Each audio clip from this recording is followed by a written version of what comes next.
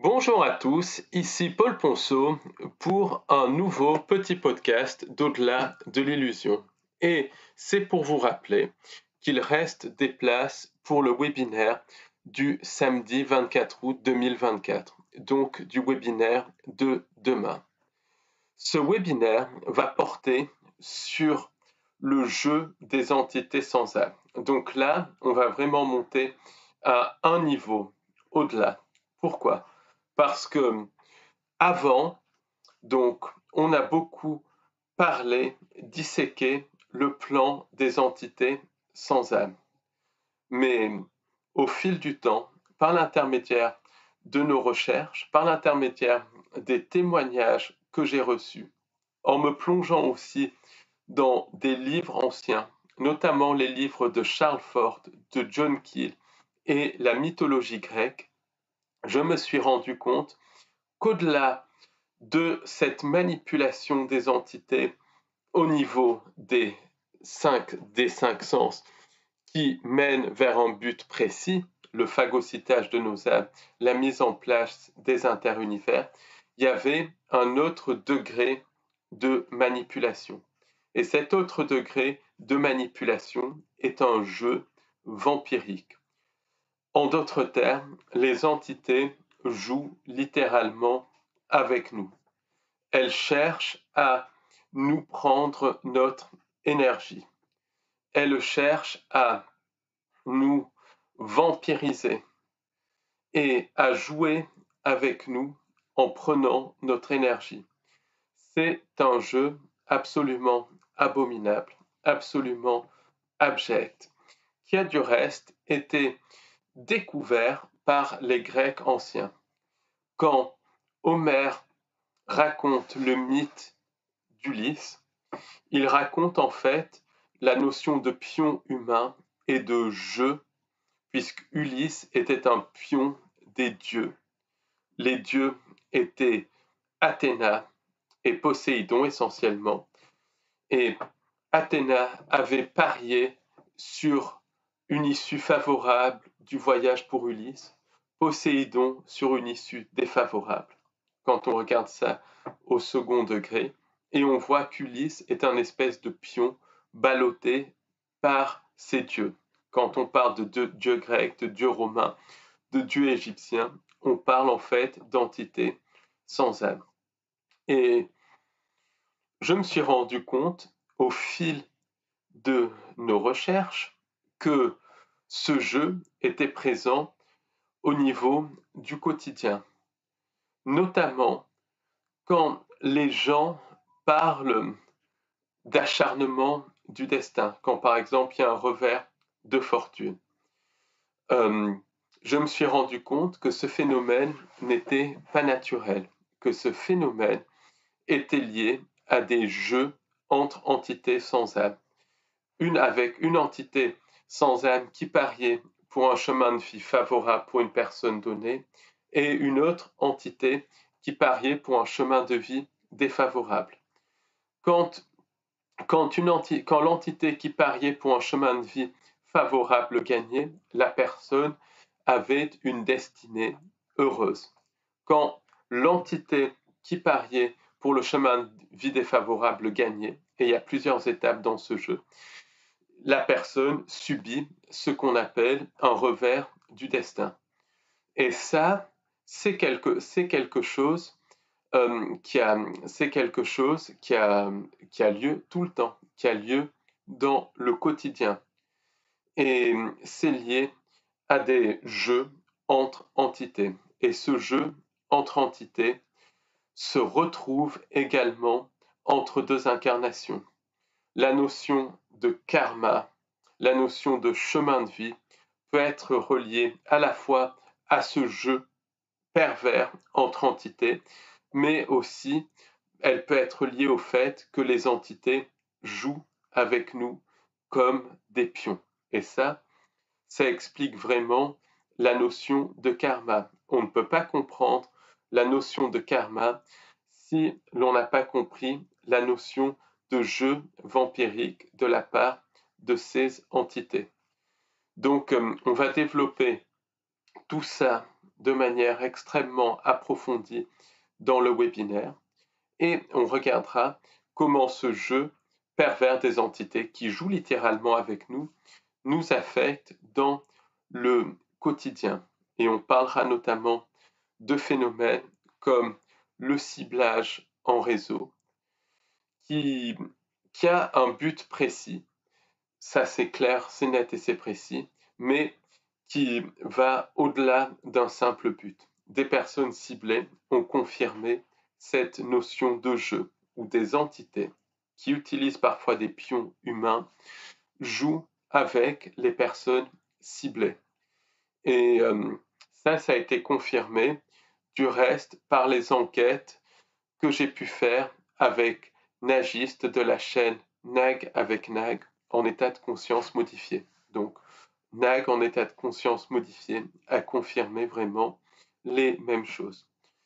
Et en fait, beaucoup de personnes signalent des espèces de bugs dans la matrice. Beaucoup de personnes signalent aussi, qu'elles soient ciblées ou non ciblées, ça peut être vraiment n'importe qui. Beaucoup de personnes signalent aussi des glissements dans le temps, des glissements dans des timelines qu'elles ne connaissent pas.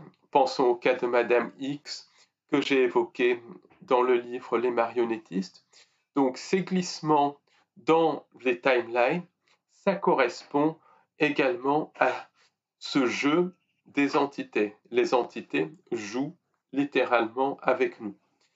Et le but de ce jeu, c'est de vampiriser au maximum notre énergie. Quand on creuse un petit peu plus, on se rend compte que ce jeu vampirique se retrouve également dans le cirque de la politique et de la géopolitique. Et ça, j'y reviendrai très longuement dans le webinaire, notamment dans le jeu sur les noms, mais pas seulement. Et puis, on montrera que ce jeu abject, ça se retrouve dans les cas de contact, dans les cas d'abduction et dans les cas de phénomènes paranormaux. Alors, dans le cas des contacts et des abductions, le contacté ou l'abducté est littéralement utilisé par les entités comme un espèce de pion. Les entités vont jouer avec les croyances de l'abducté, avec les croyances du contacté. Elles vont aussi jouer avec leurs souhaits les plus profonds. Et tout cela fait partie d'un jeu. Le contacté et l'abducté sont contactés physiquement par des entités qui vont utiliser donc les abductés essentiellement pour l'hybridation, pour le vampirisme, mais elles vont aussi utiliser l'abducté dans un espèce de jeu, un jeu qu'ils ne maîtrisent pas. Et c'est exactement pareil pour le contacté. On regardera les indices de ce jeu qu'on retrouve dans les cas de contact et dans les cas d'abduction. Et ça, on a parlé à beaucoup de contactés, beaucoup d'abductés qui justement nous ont parlé de cette notion de jeu, qu'ils avaient l'impression d'être au centre d'un jeu. Et le témoignage de Carissa Conti, qu'elle livre dans son livre Chasing Phantoms, ça confirme cette notion totalement. C'est-à-dire que les personnes abductées et contactées sont au centre d'un jeu. Et même dans les phénomènes paranormaux, qui sont pour certains tronqués par les entités sensibles. Par exemple, il y a des apparitions mariales qui correspondent à des apparitions véritables d'êtres de lumière, mais d'autres apparitions mariales sont des manipulations d'entités sensibles. En d'autres termes, le voyant est sincère, mais il est manipulé par des entités qui se font passer pour ce qu'elles ne sont pas. Et on verra qu'au-delà de l'aspect sauveur externe et tout ça, il y a tout cet aspect jeu. Et on verra ça dans beaucoup d'autres phénomènes paranormaux. On verra aussi comment ce jeu se retrouve chez les chercheurs de vérité. et on verra comment les chercheurs de vérité sont manipulés par les entités non humaines à tourner autour du pot. Et ça sert vraiment à nourrir les entités. C'est un jeu vampirique, c'est un jeu qui nourrit les entités. Et tout cela, plus des réflexions que j'ai pu avoir avec Roland Perret et d'autres, me poussent à penser qu'on a affaire à quelque chose en plus que des entités sans âme. Parce que des entités sans âme, c'est des machines. Une machine n'a pas d'humour. Or là, ces entités ont un humour noir, pervers, abject. Donc on a affaire à vraiment des machines qui sont programmées, des entités sans âme qui sont programmées par le démiurge, diable, démon, peu importe, à faire le mal. En d'autres termes, on a affaire à des âmes synthétiques inversées.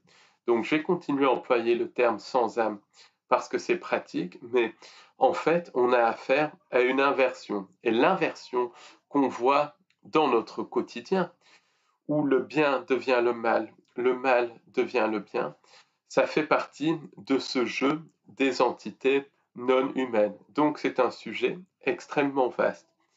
Et dans le webinaire, je donnerai des pistes aussi pour pouvoir justement transcender ce jeu, pour vibrer au-delà du jeu. Et ça passe vraiment par le travail sur soi, ça passe par se construire son propre bonheur dans le quotidien.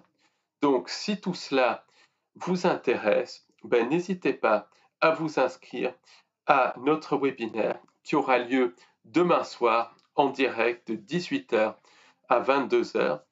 Donc ça sera un webinaire en direct. Ça sera un webinaire qui est à un tout petit prix, qui durera 4 heures. Et si une personne s'inscrit au webinaire et ne peut pas y accéder, il n'y a pas de problème. Pour une raison ou une autre, si la personne ne peut pas accéder parce que elle a pas le temps, parce que la connexion Internet ne marche pas, il n'y a pas de problème. Le webinaire sera enregistré et une copie sera envoyée à toutes les personnes qui se sont inscrites. Donc, vous pouvez bien évidemment acheter l'enregistrement du webinaire après coup. Et toutes les personnes qui se sont inscrites recevront leur copie du webinaire. Et c'est vraiment un webinaire qui a un tout petit prix. Donc, dans les derniers webinaires, comme c'est en direct, il y a énormément de questions-réponses. Et comme les questions sont très pertinentes, qu'il y a beaucoup de réflexions très pertinentes, c'est mieux de prévoir 1 heure en plus au moins. Comme ça, on peut traiter vraiment toutes les questions, répondre à toutes les questions sans précipitation. Parce que le but des webinaires, c'est vraiment l'échange. Et le thème de ce webinaire, c'est vraiment unique en France. Et la manière dont je vais le traiter, à ma connaissance, ça n'a pas été fait en langue française. Donc, n'hésitez vraiment pas à vous y inscrire. Sachez également que pour ceux qui habitent Paris, j'organise avec Léna le dimanche 25 août 2024, donc le lendemain du webinaire, une visite guidée conférence sur le thème de l'univers holographique, sur le thème de la matrice. Donc là, je vais vraiment parler de la nature, de la réalité, de la manière dont cette réalité fonctionne comme une simulation. Et je vais donner de nombreux témoignages de personnes qui ont vu ça de première main. Donc, si la thématique vous intéresse et que vous habitez sur Paris, n'hésitez pas à venir nous rejoindre pour la visite guidée conférence en plein air. Donc, le départ de la visite guidée conférence en plein air est à l'entrée principale du parc Monceau. Donc, le métro, c'est Monceau, ligne 2, ou Malesherbes, ligne 3, et c'est à 14h. Donc, si ça vous intéresse, n'hésitez pas à venir. Et je mettrai le lien pour vous inscrire à cette conférence en présentiel et en plein air, conférence visite guidée, parce que je montrerai aussi des éléments d'architecture avec certains symboles et tout cela. Et pour vous y inscrire, il vous suffit de nous envoyer un mail ou bien de venir à 14 heures à l'entrée du parc Monceau. Et là aussi, cette visite guidée, conférence en plein air, est à un tout petit prix. Donc, je vous remercie de m'avoir écouté et je vous dis à très bientôt pour un nouveau podcast YouTube. Et je vous souhaite une bonne journée. Au revoir, merci, au revoir.